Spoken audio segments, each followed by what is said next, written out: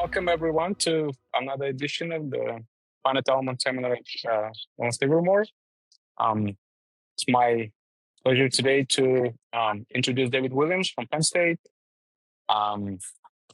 He got his degrees, I guess, from Stanford. Then he worked in Boeing. That's super cool, and I guess he's been at Penn State for about 10 years. Does a lot of cool things. 3D is not enough for David, so he does more than 3D. Today, I guess he's going to talk about 4D, but I don't know if he does more than that. Um, Lots of interesting potential collaborations. David, thank you for agreeing to come and present here virtually. Please take it away. All right, Zanio, thanks for having me. And so I worked at Boeing for like 3 years, and then I've been assistant and now associate professor at Penn State in the mechanical engineering department for the last 9 years, approximately. So I want to tell you guys a little bit about some space-time finite element work that we've been doing recently, and talk about that through the lens of finite element exterior calculus. So the title of the talk is Finite Element Exterior Calculus in Four-Dimensional Space with Applications. This is work that I've done with Nilima Nigam at Simon Fraser University, and then with my graduate student, Patrick Saber. So he's done all of the numerical method work on this. All right. So the summary of the talk, I'll give an overview of finite element exterior calculus, which I think a lot of people in the audience are already familiar with, but okay, I like to make my talks kind of pedagogical in nature. And then specifically talk about what finite element exterior calculus looks like in 4D, talk about some potential applications in 4D, some work that Nilima and I have done, so new contributions in 4D, and then some numerical experiments that Patrick has performed in FEM. All right, so just let's first start by going over an overview of finite element exterior calculus. Oftentimes, I'll refer to finite element exterior calculus as FEEC, not to be confused with like this discrete exterior calculus, which I guess is called DEC. So FEEC is basically a dimensionally independent description of finite element methods that Arnold and colleagues came up with in like the early to mid 2000s. So there's several very important documents on this topic. There's the Acta Numerica paper from 2006. There's the Bulletin of American Mathematical Society paper from 2010. And then there's also like a textbook effectively that Arnold wrote and completed in around the 2018 timeframe. Okay, so if you're trying to choose which one of these resources you should look at, keep in mind that the Acta Numerica paper is like 155 pages and the textbook is like 117 pages. So I recommend the textbook over the the Acta Numerica paper. Although I did read most of the Acta Numerica paper. I had a motorcycle accident in July of 2015, and I had a lot of free time when I was recovering from the accident. So I read most of this on the left. I can recommend both these resources. And so I'll just give you a high-level description of what's in these books. So essentially what they attempt to do is they try to recast finite element methods in the language of differential forms. So just to clarify what we mean when we say differential form, we have to provide some context for this. So consider some vector space V, and then consider a set of S linear maps, which are like alternating linear maps that act on some tensor product of this space, and take the linear map, or they map the tensor product into R. Okay. And this is, of course, defined with respect to some sufficiently smooth manifold. The maps are considered to be alternating because if you switch any two entries in the map, then you have this like anti-symmetry property. So you change the sign of the result. And if you have any two adjacent entries or any two entries that are the same in the map, of the arguments of the map, then you get 0. Okay.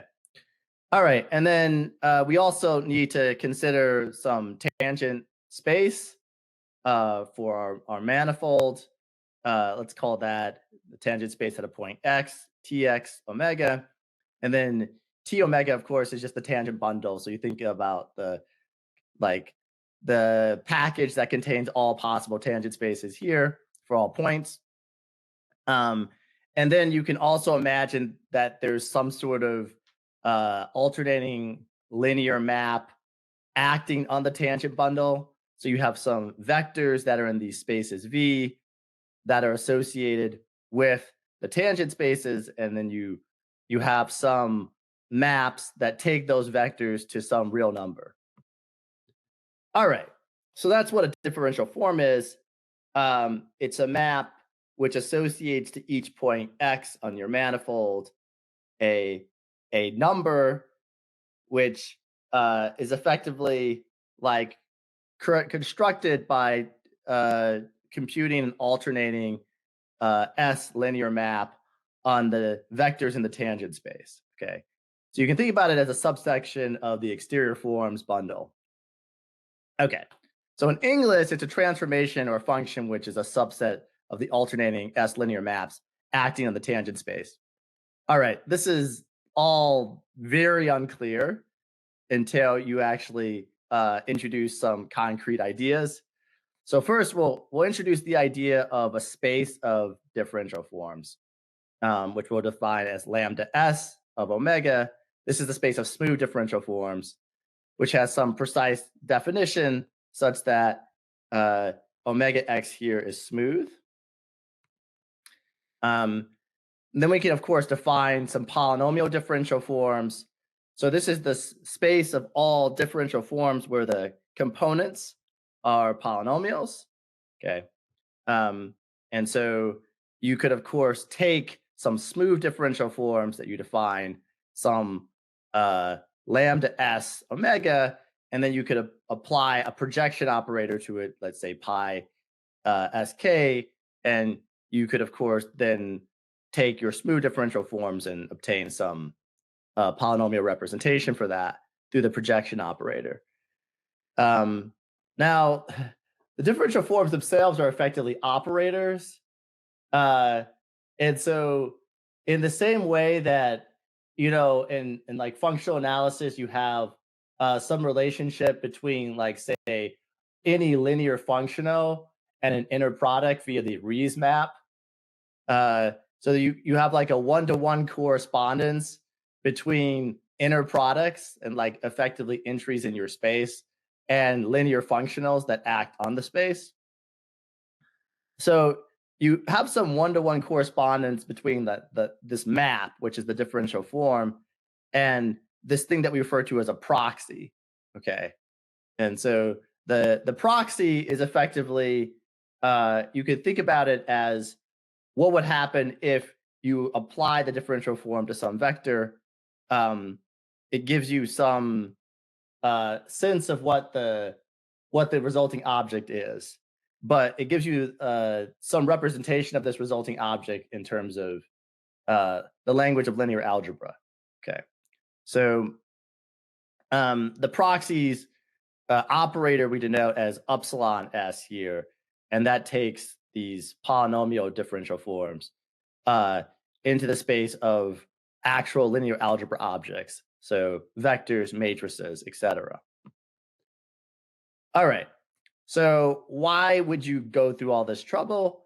So the main reason for this is that you have dimensional independence if you're working in the language of differential forms. In particular, you can use the language of FEEC to represent all of the possible tensorial finite elements on the hypercube in any number of dimensions. And so this is taken from one of Arnold's papers where he represents polynomial differential forms for any number of dimensions. And this is for like any conforming finite element space. You can construct this differential form that gives you a representation of what the functions in the space should look like. Okay.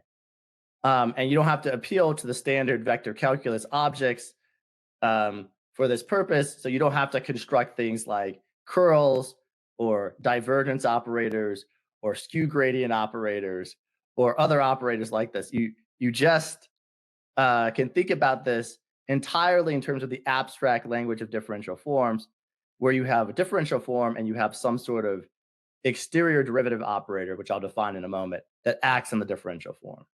Okay.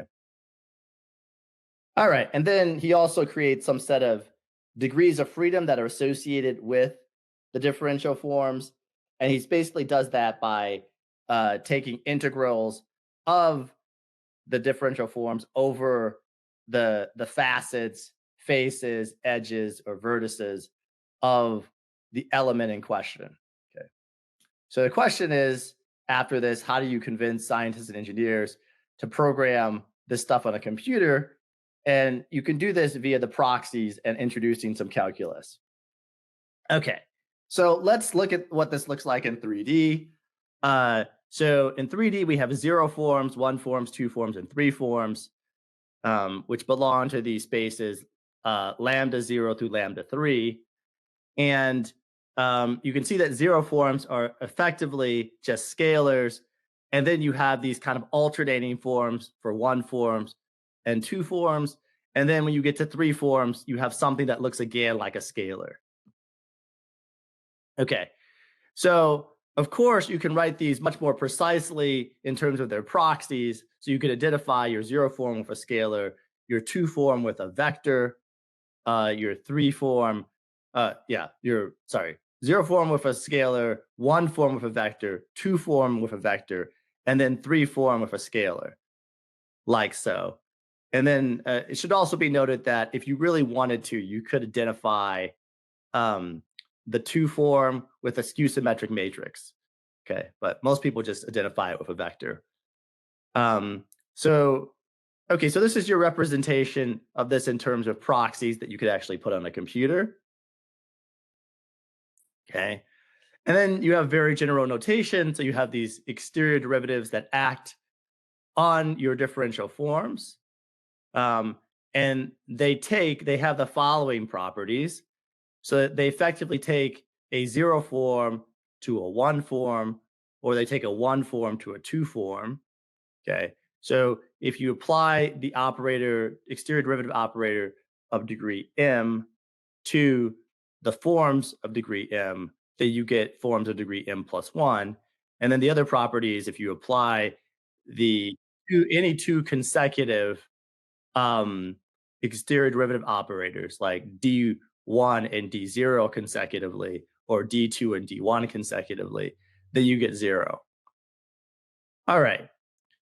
In language that most people actually understand, what this corresponds to in 3D is that you have a gradient, curl, and divergence operators that take you back and forth between scalars and vectors. So you start here on the left with a scalar, you apply a gradient operator to it to get a vector. You could apply a curl to that vector to get another vector, and then you can apply the divergence operator to that vector to get a scalar. Okay. All right. And those identities I was talking about, where I said you apply the exterior derivative operator twice and you get 0, those just correspond to your standard vector calculus identities, which say that the curl of the gradient is equal to 0 and the divergence of the curl is equal to 0. All right. So this is just a very general way of expressing these same ideas. All right. So you have these first derivative operators in 3D, which are the gradient, the curl, and the divergence. And the gradient takes R to R3, curl takes R3 to R3, divergence takes R3 to R. So these ranges and domains of these operators are always scalars or 3 vectors. Okay. And so because you have these proxy operators, upsilon 0 through upsilon 3, then you can construct these related sequences. So at the top here, you have your differential form sequence with exterior derivative operators that take you between the different spaces of differential forms. And then at the bottom here, you have your vector calculus operators that take you between the proxies. And then, of course, you have your proxy operators that directly take you from a 0 form here to a 0 form proxy. Okay. All right, so you have some nice diagrams, and these are, of course, like commuting diagrams in the sense that if you go this way, you get the same result as if you go this way. assuming you can actually see my cursor, which if you can't, then what I just said didn't make a whole lot of sense. All right. So then this allows us to consider something in the context of finite functional analysis, in particular the de Rham complex. And so instead of just considering some generic spaces of proxies, let's talk about a particular set of proxies or a particular set of differential forms that have a certain level of smoothness. So the de Rham complex in 3D allows us to relate the sequence of C infinity spaces. And these are like the 0, 1, 2, and 3 form proxies, which are related by the gradient, curl, and divergence operators. Okay, so this is considered to be the de Rham complex in its most general form. And then you can think about the L2 de Rham complex, which is just the same thing, but now you're working with actual Hilbert spaces. So you now have your complete normed vector spaces. And so this is like H grad, H curl, H div, L2. All right. All right. So this is like the 3D picture. We can now ask ourselves, what happens in 4D? Okay. So this is why you came to the talk. The other stuff was stuff that you already knew. All right. So in 4D, you have 0 forms, 1 forms, 2 forms, 3 forms, and 4 forms. That look like this. So again, the 0 forms and 4 forms look kind of like scalars, and then you have these kind of combinations of differentials, dx1, dx2, dx3, dx4, in an alternating fashion here for the 1 through 3 forms. Okay, and then we can construct proxies in 4D, and unlike the case in 3D, where we had just scalars and vectors, in 4D, we now have scalars, vectors, and we have like a skew symmetric matrix, which we formed here. Okay, and this skew symmetric matrix has a total of 6 independent entries. Okay, and so this is like the approach that we decided to work with. You could, of course, imagine instead of identifying this skew symmetric, this 2 form with a skew symmetric matrix, you could identify it with a 6 vector, but then the 6 vector doesn't have a natural interpretation in a 4D context. So we decided to stick with a skew symmetric matrix for this. All right. And then we could, of course, create our sequence like we did before, where we have exterior derivative operators that relate these spaces of differential forms. At the top here, we can do the same thing with the proxies in the bottom here. And we now have exterior derivative operators, a D0 through D3, which now correspond to the gradient, the skew gradient, the curl, and the divergence operators in 4D. Okay. And it's just important to note that these are scalars, these are 4 vectors. This K refers to the field of skew symmetric matrices. This is, of course, 4 vectors again, and then scalars. So you have this symmetric sequence with skew symmetric matrices in the center, 4 vectors on either side, and scalars on the ends. Okay. The first derivative operators that act on these proxies in 4D, you have the standard gradient, which does the things that you would expect a gradient to do. It takes things in R to R4. You have the skew gradient, which is just very strange. It takes 4 vectors to skew symmetric matrices. You have the curl operator in 4D, which now takes a skew symmetric matrix to a 4 vector. And you have the divergence, which takes a 4 vector to a scalar. And so I think the things that are a bit unique in 4D are related to these 2 middle operators. Generally speaking, in 3D, you would think about a curl taking a 3 vector to a 3 vector. Now a curl is taking a skew symmetric 4x4 matrix to a 4 vector. And the skew gradient operator has unique properties, I'll say, in the 4-dimensional setting. So I'll explain what I mean by that in a moment.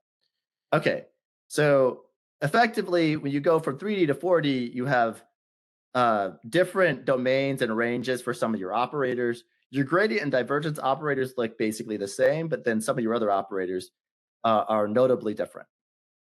Okay, so you can define these operators as follows. The gradient is very easy to define. The skew gradient is now based on the gradient of a vector. So it's basically just the skew symmetric component of the gradient of the vector. Skew symmetric component of the gradient of the vector. The curl is defined in the standard notation in terms of the Levi-Civita tensor, where it's now the Levi-Civita tensor, the fourth order Levi-Civita tensor, and divergence is defined in the same way that you would expect. But since this is a fourth order Levi-Civita tensor, you have to contract it with a third order object in order to get a vector. And that's why you end up with having to have a skew symmetric matrix here. You need two indices to contract over. All right. So here's your commuting diagram with the proxies. And you on the upper side here, on the top side, you have your differential form sequence. And the bottom side, you have your proxies in 4D. All right. You can, of course, construct a de Rham complex in 4D now for C infinity spaces that are infinitely smooth. And then you have your L2 de Rham complex. And you now have like some new Hilbert spaces. You have H grad, which is now in 4D. You have H skew grad, H curl, and H div. And then, of course, the standard L2.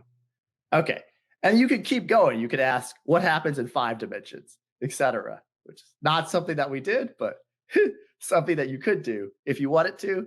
I think there's interesting applications up to dimension 7 that I'm aware of, where you have time, 3 space dimensions, and 3 phase space dimensions. So at some point, we'll need to look at that. But right now, we're just sticking to 4D. All right. So in order to work with these spaces, you need to construct, for finite element method, you need to construct your pullback operations. So basically just your Piola transformations that allow you to transfer between a reference element and a physical element. So you can construct your mappings.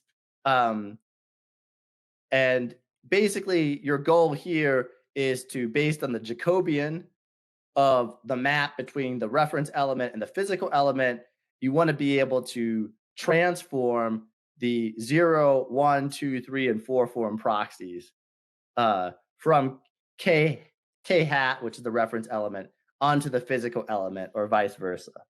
Okay, so using a finite element exterior calculus, you can create these mappings, which are shown here.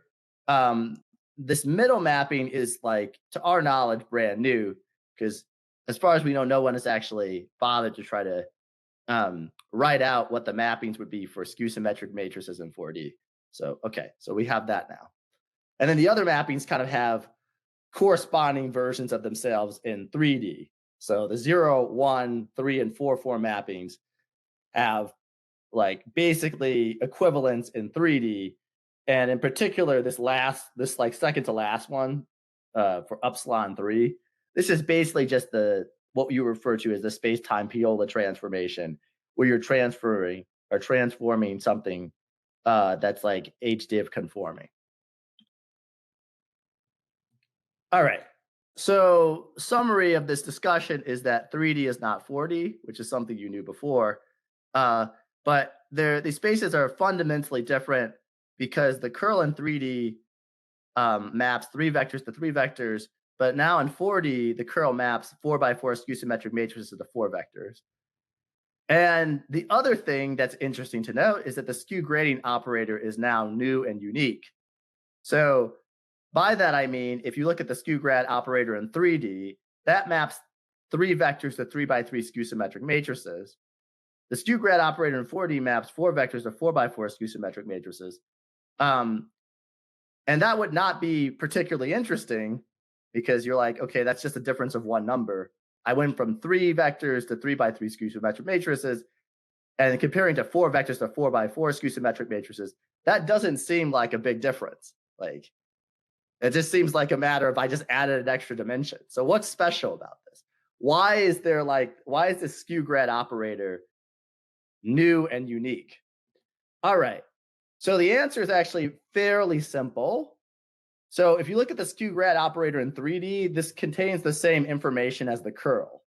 Okay. So in fact, if you were to take the curl of some vector, which is written here as script E, and this is effectively the same, it gives you the same entries that would show up if you were to take the skew gradient operator and you were apply it to the vector. Remember that in 3D, you take a skew grad operator, you apply it to a vector, and you get a 3x3 skew symmetric matrix. That 3x3 skew symmetric matrix has 3 independent terms associated with it. And of course, those 3 independent terms could be represented by a 3 vector. Okay. So there's a direct correspondence between each of the terms that are in the curl and the terms that show up in the skew grad matrix that you get in the 3D case. So there's no point in introducing an additional Hilbert space in 3D. Like you don't see people talking about H skew grad in 3D because H skew grad and H curl are the same thing. They contain the same derivative information. So there's no difference. But this statement is decidedly not true in 4D. Okay. And the issue is in 4D, you have a 4x4 skew symmetric matrix. You have 6 independent entries that show up in the above diagonal region of the matrix.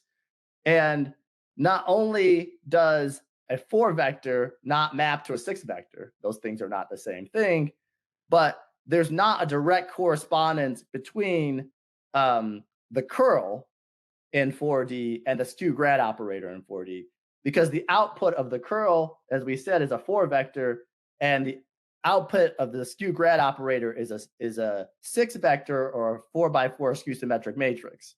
Okay, so effectively what happens is that you have 2 operators in 3D, curl and skew grad, which give you the same result or the same derivative information. But then as soon as you go to 4D, those operators give you different bits of information, and now you have different Hilbert spaces that are associated with each. All right, so that's the key idea. Our theory is that as you continue to go up into higher dimensions, this continues to happen. So in 4D, there are likely 2 operators that give you the same derivative content, that when you go from 4D to 5D, in 5D, those operators give you different derivative content, and you end up with an additional Hilbert space each time. So that's our theory. Okay, but we haven't actually tested that, but that's what we observed from going from 3D to 4D at least. Okay, so applications in 4D. What can you actually do with this? All right, so we're interested in solving the inhomogeneous Maxwell's equations, okay, where you have electric and magnetic fields and some electric current density. Okay, so they're stated here in kind of standard form in the box there. And the problem with these equations, of course, is something that Einstein identified.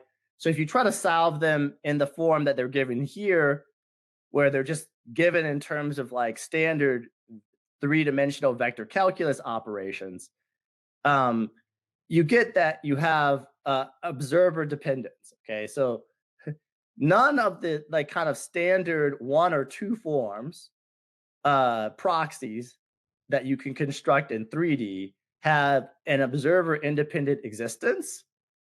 So you have that observers in relative motion will disagree about how you define these forms. Okay. All right. So the solution to this is that you just go to 4D and you construct 2 and 3 forms for the electric and magnetic fields. So the well-known result is that you have a 2 form for the electric and magnetic fields, which we refer to as the Maxwell form. Okay, so you combine the electric and magnetic field information into what is effectively a 4x4 skew symmetric matrix, which has 6 independent entries in it. And so you could think about the fact that your magnetic field and your electric field each have 3 components. And so you have a total of 6 components. So you could actually perfectly fit them into a 4x4 skew symmetric matrix. And you could also form this other thing, which is like the Faraday form. These are basically just like duals of each other. And so you can get one from the other by applying like the Hodge star operator. If any of you guys are familiar with that, you apply the Hodge star operator and you can effectively transfer the Maxwell form to the Faraday form. Okay. And then you can rewrite the electric current density in terms of the 3 form like this. And the beautiful thing about this is that you have these proxies, which are your 4x4 skew symmetric matrices that correspond to the Maxwell form, the Faraday form, and the electric current density form. So respectively, those correspond to these 4x4 skew symmetric matrices on the left and center here. And then on the right, you have some 4 vector. And then you can rewrite what were some fairly complicated equations earlier, like we had these things here. You can rewrite those in terms of a 4 curl acting on the proxy for the Maxwell form. So you have curl of f is equal to 4 pi g, where this curl operator is the 4 curl operator acting on a 4x4 skew symmetric matrix. You could also enforce curl of h is equal to 0 and divergence of g is equal to 0. The correspondence between the original equations and these 4 derivative operator or 4-dimensional derivative operators is shown here, where curl f equals 4 pi g is equivalent to the combination of these pair of Maxwell equations. Curl of h is equal to 0 is the combination of these other 2 Maxwell equations. And then div g equals 0 is just this like current conservation constraint. All right, so you can take standard vector calculus notation for 3D for representing your Maxwell equations. And this, you have this observer dependent realization of the equations. You can rewrite them in terms of the 4 curl applied to these 4x4 skew symmetric matrices and eliminate the observer dependence. All right, so now there's a slight problem, which is that you now have a 4 curl operator, and that's great, but you have 4 div, which is also nice, but you need to actually then construct some finite element spaces that conform to these Hilbert spaces, right? Like you have some Hilbert spaces that are associated with your operators, and now you have to construct some conforming finite element spaces if you want to solve the problem in this form. Okay, so if you want to use this, you need to construct some suitable finite element spaces. All right, so your Sobolev spaces are just summarized here. You have H grad, H skew grad, H curl, H div. These are all for the 4-dimensional case. And so our contribution has been to identify the finite dimensional or suitable finite dimensional subspaces of these infinite dimensional Sobolev spaces. And so we just did this for all the spaces that were in the de Rham complex in 4 dimensions. We wanted our finite element spaces to be conforming, compatible between elements. We wanted them to be polynomial representations of our functions or approximations of our functions. We wanted unisolvents, and we also wanted stability. Okay, so we wanted them to satisfy this commuting diagram property. Okay, so we did this for 3 different element types. We did it for the tesseract, the pentatope, and the tetrahedral prism. The pentatope is just the 4-dimensional generalization of the tetrahedron. Tetrahedral prism is the 4-dimensional generalization of the triangular prism. And the tesseract is just the 4 cube. Okay, so everyone knows the tesseract from the Avengers movies. Okay, so here are the properties of your tesseract. And then you have your infinite dimensional Sobolev spaces, and we created these conforming high-order finite element spaces on the tesseract, shown on this line here, which are related to each other by the gradient, skew gradient, curl, and div operators. So you might recall earlier that I told you that Arnold had already defined these spaces, and that is correct. However, what he did was he defined them in terms of differential forms and not in terms of the actual proxies. So there was like no convenient way to implement those in a computer code, at least from our perspective. Now, there's been some attempts to like take differential forms and directly code them up, but we think our claim is that if these methods are going to see wide adoption, then you have to be able to take the language of differential forms and convert it into suitable proxies and then construct conforming finite element spaces based on those proxies. Okay, so that was the point of our papers, was to do that. And then, of course, down the road, we're currently in the process of implementing these things in FEM. So we introduced some notation to represent the spaces that we came up with. This is just the standard tensor product of polynomials in 4 dimensions. And then you could, of course, create a map between a 6 vector and a 4x4 skew symmetric matrix. These are just to make the notation a little bit easier to read on subsequent pages or subsequent slides. And then so we define a scalar space. This is the subspace of, this is the H1 conforming subspace.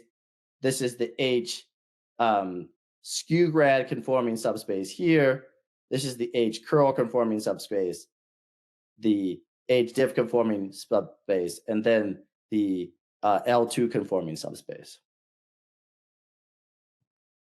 All right, and we did the same thing on the 4 simplex and constructed finite element spaces here. And I should just I'll make 2 notes. One is that this first line here, the second line here is basically just the classic Nedelec space of the second kind. And then this second to last line here is basically just a Rabiar-Thomas space. And then this middle space here is a brand new space that we constructed for the 4x4 skew symmetric matrices. So these are for the 2-form proxies. All right, so spaces have some structure associated with them. And then we did the same thing for tetrahedral prisms. These were a lot easier to construct because you're just basically just taking tensor products of the appropriate 3-dimensional finite element spaces with 1-dimensional spaces. Okay. And okay, the tensor products, we based these definitions off of the paper by Fuentes and Dimkovich and co-workers, where they constructed conforming finite element spaces. I think that it was H1, H curl, H div in 3D and L2 as well. They did this for a bunch of different element types. So we took their 3-dimensional spaces and then took tensor products to get tetrahedral prism spaces. Okay, so currently we're in the process of trying to apply these spaces to interesting problems, like the Maxwell problem I showed you earlier. And the key idea here is that we have to like first implement these basis functions in an existing finite element code and prove that we actually get the correct orders of accuracy. In particular, we're interested in understanding whether or not we've successfully generated all the correct degrees of freedom and then also the correct orientations between those degrees of freedom for the practical setting. Okay, so the work that we did is summarized in these papers. The first paper is Conforming Finite Element Function Spaces in 4 Dimensions, Part 1, Foundational Principles in the Tesseract. The second paper focuses on the same ideas but applies them to the pentatope and the tetrahedral prism. And then I'll show you some work that we've done towards actually implementing these ideas. So we've done this in FEM. The reason why we chose FEM, to be quite frank, is because it had an existing 4-dimensional branch that we were told existed. And so we're like, well, if we don't have to start from scratch, that would be nice. So the branch was developed by Martin and Andreas. And it has some simple implementations of H1 conforming basis functions, which are high order. It also has some like low order H diff conforming finite element spaces. Disadvantages of this branch is that it was very incomplete. So it has some non-working implementation of like high order HDiff conforming basis functions, and then also a non-working bisection based mesh refinement algorithm. Okay, so our goal was to fix this and implement all of our finite element function spaces. The key resources that we were working off here, so there's two theses that Andreas wrote. One's a master's thesis, the other's a PhD thesis when he was at Johannes Kepler University in Linz in 2017 and 2021. So he explained some details of their implementation here. So when we started looking at these results, there's an immediate problem that jumps out to you. So this is taken from the PhD thesis. So what you'll see here is on the left, for three-dimensional simulations, everything looks great. Like they get the correct orders of accuracy. These are all straight lines. Everything's beautiful. And they have the right slopes. You go to 4D and something very strange happens. So these results look, to be quite frank, not very good. It's very hard to see whether this is converging at the right rate. And you'll note that in some of these cases, like consecutive points, especially in the finer grids, look like they're maybe not even converging at all. Like you'll know this does not look like convergent behavior here.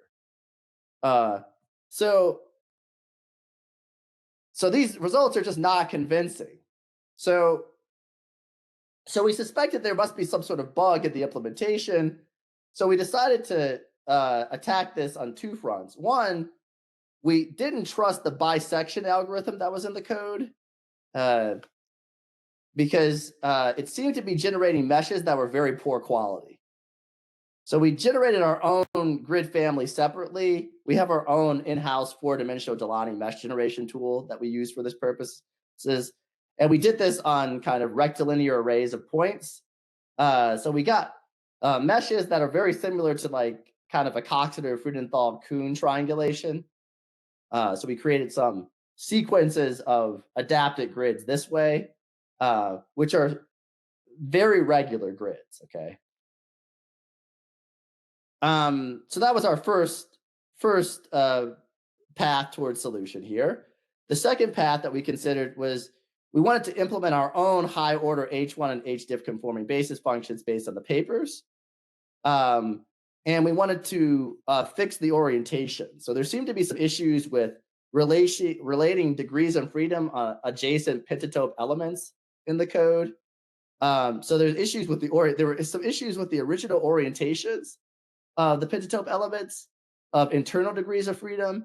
And then there were also issues with the degrees of freedom on the faces of the elements. So the tetrahedral facets of the elements also had some issues with their degrees of freedom, not matching up properly. And then we also discovered there were some like bugs with the array sizing and things like this. And so basically what we concluded, going back to this picture, is that for some reason, and maybe the bisection algorithm needs to be tweaked or something, but for some reason, the bisection algorithm creates grids that are poor enough in quality where it's actually impossible to distinguish like whether or not you have a bug in your implementation or not, because effectively these convergence rates are so inconsistent that it's unclear whether that's happening because like you have some bug in your implementation, like your degrees of freedom are just not correctly oriented relative to one another, or the mesh itself is just a really poor quality mesh. All right, so anyway, we had to fix both of these issues. And we did. So Patrick coded this all up in FEM. It took him so he started like in the fall, basically, of last year. And I think he got these results in March of this year. Okay, so it took him like maybe 6-7 months. And so you can see on our meshes using our basis functions, we got all the correct orders of accuracy up to like 7th order. for P6 polynomials, as you can see here in the table. This is for the H1 conforming basis. And then we repeated the exercise for the HDiff conforming basis. And then initially, things don't come in quite as smoothly, but then as you go to finer grids, everything straightens out. And we get the expected orders of accuracy up to like 5th order. Okay, so we've successfully resurrected the 4D branch of FEM, which I think had lined orbit for about, I don't know, probably 5 or 6 years. And we fixed it. So it's now producing the correct orders of accuracy for H1 conforming and HDiff conforming finite element spaces for high order. Okay, so that's good. That's working. Next steps, we want to test these. So these tests I'm showing you here were just based on projecting some transcendental functions onto our meshes and then seeing how the error in those projections converged as we refine the mesh. So next thing to do is to test these on some more realistic problems. And then we also want to implement the H-skew-grad and H-curl conforming basis functions so we can then go after solving these unsteady inhomogeneous Maxwell's equations. Okay, so this is all work that Patrick is doing as a part of his PhD project. All right, so that's what we've been doing in FEM. And these are some of the ideas that we've been exploring with 4-dimensional finite element methods. We think this is like a very interesting area to explore because we think that there's some very useful applications with Maxwell's equations. And then on top of that, there's some very interesting computational challenges when it comes to figuring out how to orient elements relative to one another, and then also on how to refine the meshes in 4D. And so right now we're using a very naive strategy for mesh refinement where we basically just have some nested sequence of structured or semi-structured grids. But of course, we want to be able to examine this in the context of fully unstructured 4-dimensional grids. Okay. All right, so that's my presentation. Thanks for your attention. I'll take any questions you have at this time. Yeah, you didn't mention anything about boundary conditions. How do the boundary conditions change? I mean, I know what boundary conditions look like in 3D. I don't know what they look like in 4D. Right. So this is an area that we need to explore in more detail. So it's a very good question. So for the 4-dimensional boundary conditions, if you're working in space-time, you have access to more information because you have a continuous space-time history. So in principle, constructing the boundary conditions should be simpler. But at the same time, there's some things that you could do in 3D because, like, if you want to, like, enforce, like, some, you could say, normal component continuity or something like this at a boundary, then you typically would have a boundary that is just oriented, you know, in space, right? So you have your normal component is entirely spatial. You don't have a temporal component to this. So there's previous work that people have done in like the 2010s where they constructed boundary conditions for some other formulations of Maxwell's equations in 4D. So they weren't using conforming elements. They were using like more like DG boundary conditions. And so they got that to work. So we're at worst case scenario, we will resort to something like this. But so everything you did was just like homogeneous boundary conditions? Well, at the moment, we've just been focusing on, well, we haven't actually solved the problem yet. So at the moment, we've just been focusing on implementing the basis functions in FEM and proving that we get the correct orders of accuracy. So in order to do that, we had to first identify the 4-dimensional de Rham sequence, identify the associated Sobolev spaces, then construct the basis functions on those spaces that are conforming to those spaces.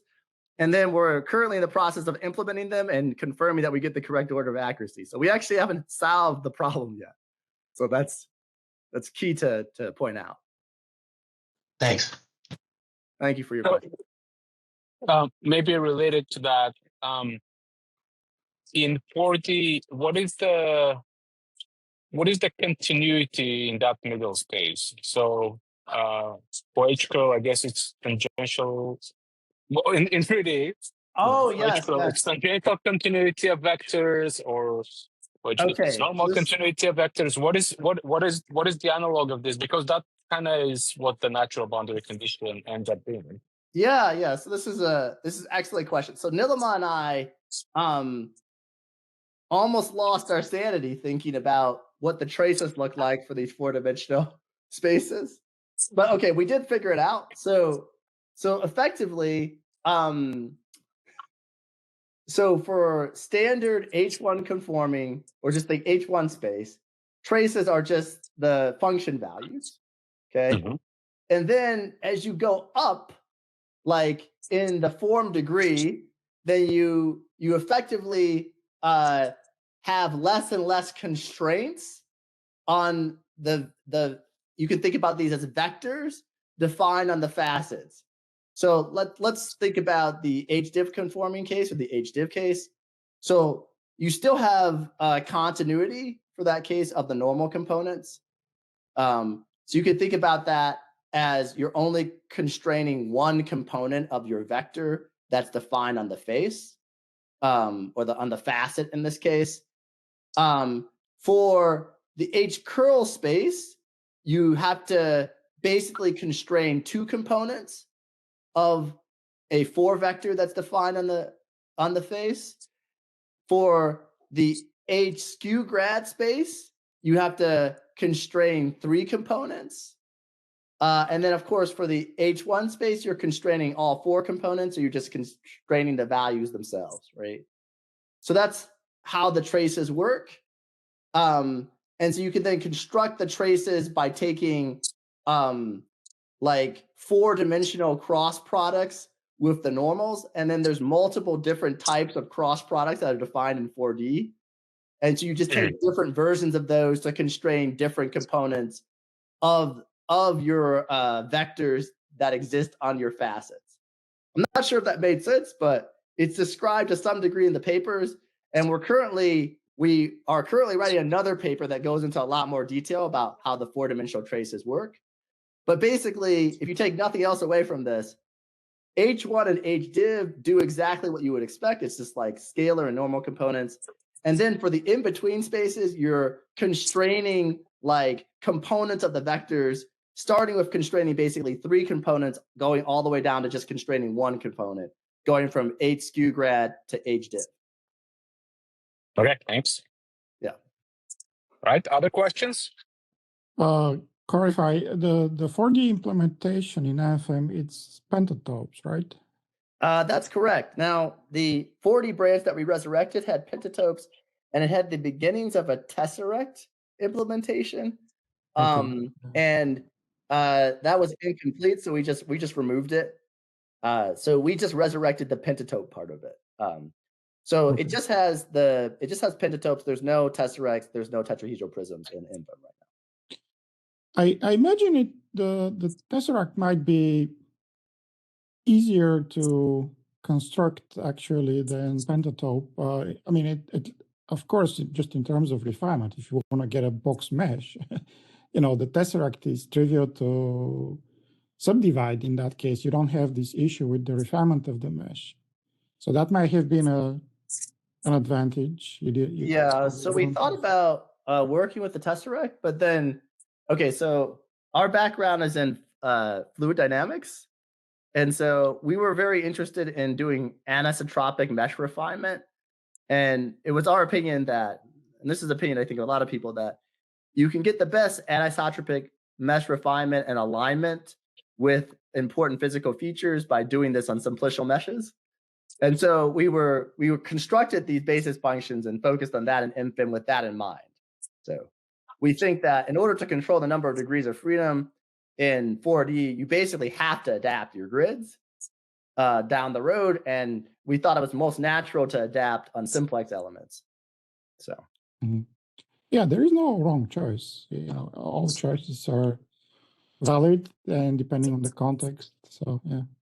Yeah.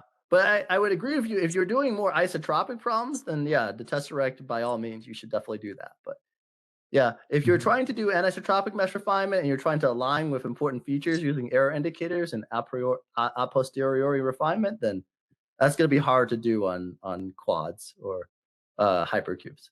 Yeah, you would need some form of hanging nodes, I guess, which becomes, absolutely, yeah. Yeah. becomes the challenge. It's difficult in 3D already. So, Yeah. Yeah. Okay, thanks, Veselin. Other questions? I just had two quick comments for David. Well, actually, adding one just to say that was fascinating. So thanks for that. That was really that was a really interesting talk.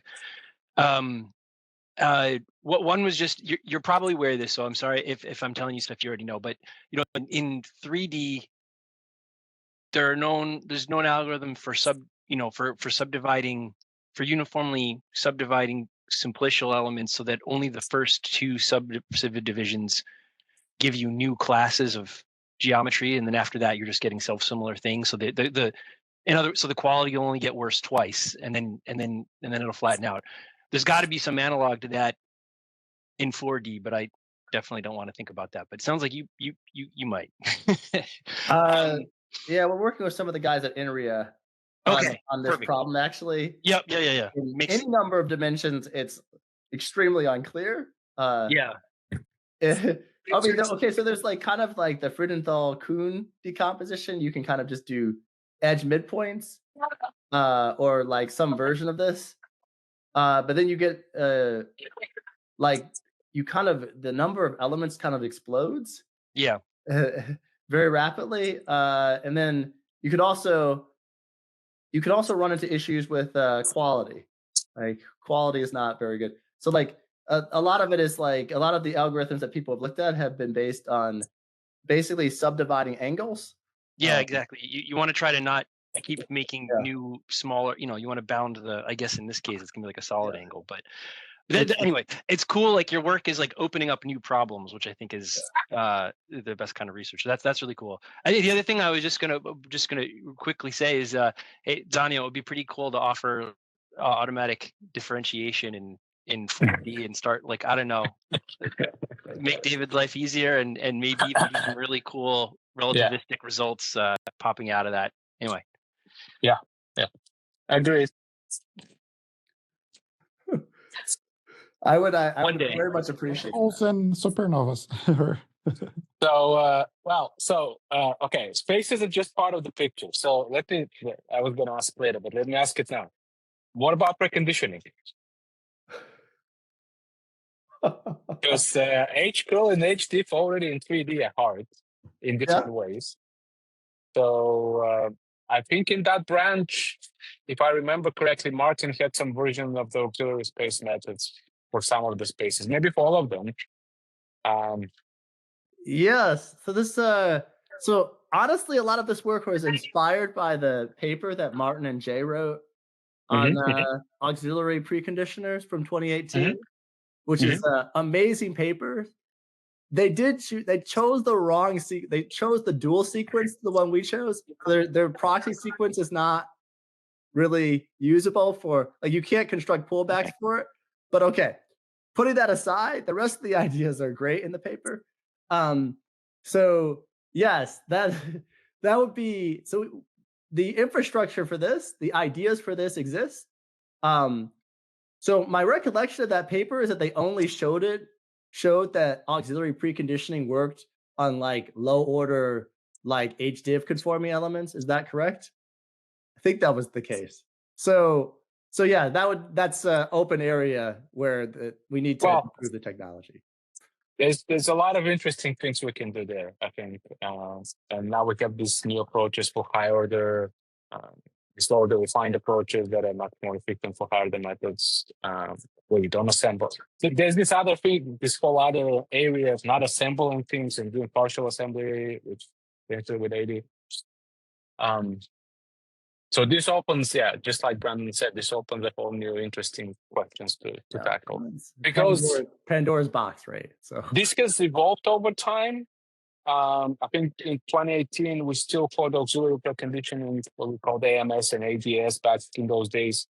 Well, we still call them that, but we thought those are the best methods. Now for HDiff, we have much better methods that are different. And so my guess is that in 4D, the best methods for the free spaces will be different. Yeah. Might be very interesting to explore. I would agree. Another related thing, kind of quality of life part of the ecosystem, visualization. What do you do to visualize this? Okay, yeah, you're asking all the right questions. Okay, so there's this is something that we've run into on the mesh generation side a few times. For example, yep. So there's good ways and bad ways to do it. One way you can do is like if you're working with like a space-time slab method, then obviously you just have access to the solution on the faces of the slabs. Yep. And then those are just like some three-dimensional meshes that you can visualize very easily.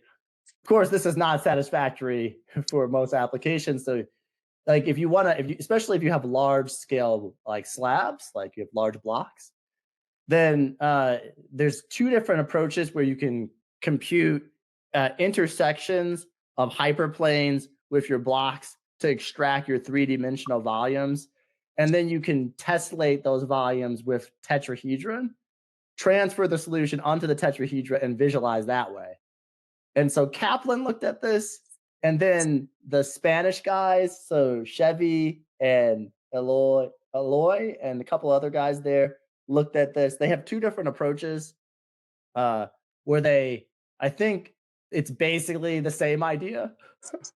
But so they both have ways of doing this.